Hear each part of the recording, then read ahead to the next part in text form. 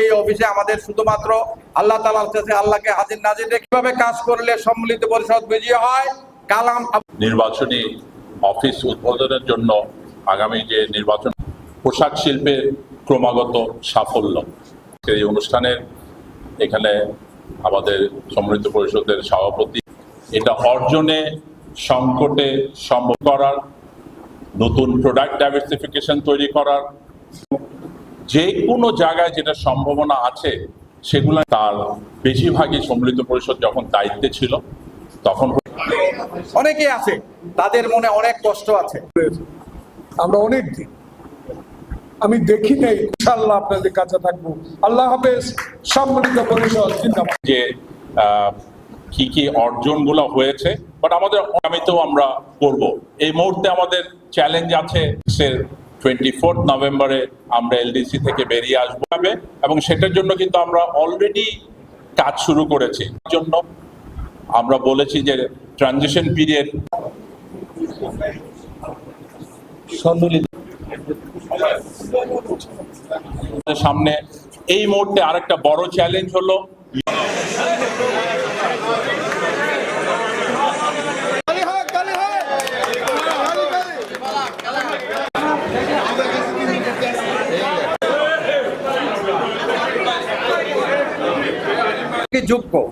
যোগ্য না হলে মালিক হতে পারে না।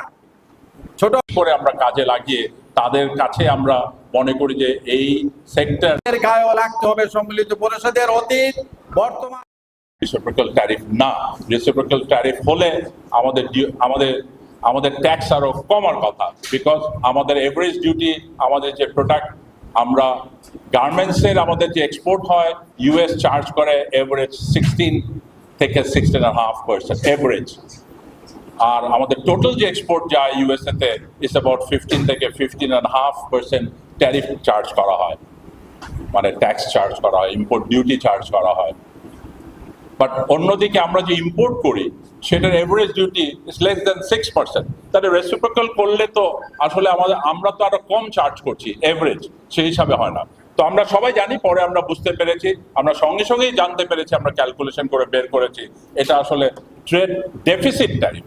যে দেশের সাথে যতটা ট্রেড ডেফিসিট আছে সেটাকেই টোটাল তারা কি ইম্পোর্ট করে কতটা ডেফিসিট আছে সেটার উপরে ভাগ করে দিয়ে ওটাকে ডিভাইডেড বাই 2 করেছে।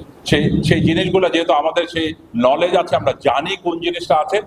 যেমন পরের দিনে একটা মিটিং ছিল, প্রথম দিন আমি দেখলাম যে আমাদের মধ্যে থেকে অনেকে বলেছে, সরকার থেকেও বলেছে যে আমরা ট্যারিফ 0 করে দিব, এবং আমরা এই যে আজকে আমরা কি অবস্থায় আছি, এই সময় আমাদের একজন দলনেতা বা বিজিএমির প্রেসিডেন্ট দরকার, যিনি সংকটে আমাদের পাশে থাকবে। আমি কালাম ভাইকে দীর্ঘদিন থেকে চিনি। কালাম ভাইকে কোনো অসুবিধায় পাশে পেয়েছি। আমি আমাদের কোম্পানির, আমি আবিদিন গ্রুপের সংকটের কথা বলি। 2009 সালে আমাদের ফ্যাক্টরিতে 4 জন লোক খুন হয়েছে। এটা কিন্তু একজনও শ্রমিক ছিল না, রিক্সাওয়ালা ছিল, মিস্ত্রি ছিল। এটা ছিল জুট ব্যবসা নিয়ে। কিন্তু ওই সময় আবিদিন গ্রুপ বিজিএমই এর যদি সাপোর্ট না পেত তাহলে কিন্তু পারতো না। কিন্তু ওই সময় আগে আসছে কিন্তু সম্মিলিত পরিষদের নেতারাই। আমরা যেই ব্যবসা করি এটাতে আসলে এককভাবে এই ব্যবসা পরিচালনা করা সম্ভব না। এটার জন্য প্রয়োজন আমাদের শক্তিশালী বিজিএমই। এই শক্তিশালী বিজিএমই যদি আমরা পেতে চাই তাহলে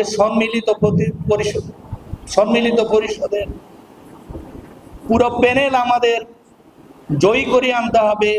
চাই দান 3 দান, তার মানে তৃতীয় নির্বাচনটি এই অফিস থেকেই হবে। এইবার ইনশাআল্লাহ সম্মিলিত পরিস্থিতি জিতবে। আজকের এই অনুষ্ঠানে উপস্থিত আমাদের শ্রদ্ধেয় নেতা, যিনি বিএনপির নেতা, পোশাক শিল্পের মালিক, অত্যন্ত স্পষ্টবাদী মানুষ ফারুক ভাই, আমাদের সমন্বয়ক আমাদের সমন্বয়ক সাবেক বিজেএমের সফল সভাপতি ফারুক হাসান, আমাদের দলনেতা জনাব Abul Kalam, immediate past president জনাব রফিকুল ইসলাম, মঞ্চে উপবিষ্ট আসিফ সহ আমার সামনে উপস্থিত পোশাক শিল্পের সম্মানিত মালিক ভাইরা, আসলে আমরা একটি কথাই বলতে চাই যে আমরা সম্মিলিত পরিষদ বারবার এই পোশাক শিল্পের মালিকদের কাছে যে অঙ্গীকার আমরা করেছি সেই অঙ্গীকার রক্ষা করার জন্য আমরা সর্বাত্মক চেষ্টা করেছি। এই পোশাক শিল্পের যাত্রা থেকে এই শিল্পের আমার কাছে কেন জানি মনে হয় বিজেএমই ইজ ভেরি সিনোনিমাস টু সম্মিলিত পরিষদ। বিজেএমইকে আমি কখনো সম্মিলিত পরিষদের বাইরে দেখে আসিনি, দেখতেও চাই না। আমাদের সফল সভাপতি থেকে শুরু করে সফল নেতৃত্ব বানাই আমরা তো যে কোনো জায়গায় একটা গাছ দাঁড় করিয়ে দিলেও আমি বিশ্বাস করি সম্মিলিত পরিষদের নেতৃত্ব এমন হবে যে সেটাকেও আমরা লিডার বানাবো। সেখানে তো আমাদের কালাম আঙ্কেল দাঁড়িয়েছে, তো আমরা মনে করি যে it is a very successful team. অনেকে আমরা প্রত্যেক বছরই দেখা যায় কি লাস্ট দুটো ইলেকশনকে খুব ক্লোজলি মনিটর করার পরে দেখি আমরা ইউজুয়ালি শুরুর দিকে সবাই একটু আমরা আশঙ্কার মধ্যে থাকি, কিন্তু হয় কি শেষ দিকে যে আমাদের টিমটা এত সুন্দর সবসময় প্রুভেন থাকে, we somehow turn the Tide.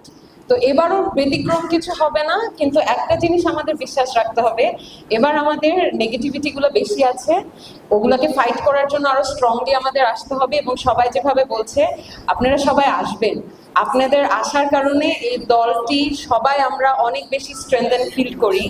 এই সময় ইন্ডাস্ট্রিতে দরকার এই চ্যালেঞ্জের মুহূর্তে, এবং আমরা সেই যোগ্য লিডারদের ডিরেকশনে এই ইন্ডাস্ট্রিটাকে, পার্টিকুলার আমি যদি তরুণদের পক্ষ থেকে বলি, কারণ এত বড় একটা চ্যালেঞ্জের মুহূর্তে আগামী 5 বছর কিভাবে সাস্টেন করব, কিভাবে আমরা পলিসিগুলোতে ইনফ্লুয়েন্স করব, এটা খুবই ক্রুশাল। এই টাইমের মতন ক্রুশাল টাইম আর মনে হয় না নেই। আর সো ওইখানে আমি ফারুক আঙ্কেলের টাইম থেকে বিজেপির সাথে ইনভলভ হয়ে কাজ করে আসছি, কমিটিতে ছিলাম, এবং আই হ্যাভ সিন আঙ্কেল কিভাবে ওয়েলকাম করেছে ইউথদেরকে, তরুণদেরকে একসাথে কাজ করার। এটা একটা বিশাল সাকসেসের প্ল্যানিং। আমি রফিক আঙ্কেলের সাথে কাজ করেছি, আই হ্যাভ সিন কতটা ওপেন সম্মিলিত পরিষদ একসাথে কাজ করার।